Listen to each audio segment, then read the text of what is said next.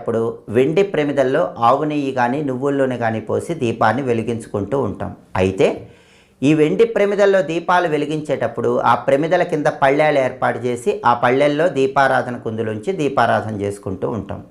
అయితే దీపారాధనలలో శక్తివంతమైన దీపారాధన రావి ఆకు దీపారాధన. ఎవరైనా సరే రావి ఆకు దీపం ఇంట్లో శుక్రవారం రోజు కానీ, గురువారం రోజు కానీ, సోమవారం రోజు కానీ, మంగళవారం రోజు కానీ వెలిగించినట్లయితే విశేషంగా లక్ష్మీ కటాక్షాన్ని, శివానుగ్రహాన్ని సిద్ధింపజేసుకోవచ్చు. రావి ఆకు దీపం ఇంట్లో పెడితే జాతకంలో ఉన్న కుజదోషం, కాలసర్పదోష తీవ్రతను తగ్గింపజేసుకోవచ్చు. పిల్లలు చెప్పిన మాట వినకుండా మొండితనంగా ప్రవర్తిస్తున్నప్పుడు పిల్లలు చెప్పిన మాట వినటానికి కూడా రావి ఆకు దీపం సహకరిస్తుంది. అలాగే ఆర్థిక ఇబ్బందులు ఉన్నా సరే ఆర్థిక ఇబ్బందులన్నీ తొలగింపజేసుకోవటానికి, అప్పుల బాధల నుంచి బయటపడటానికి, మొండి బాకీలు తొందరగా వసూలు కావటానికి రావి ఆకు దీపం విశేషంగా సహకరిస్తుంది.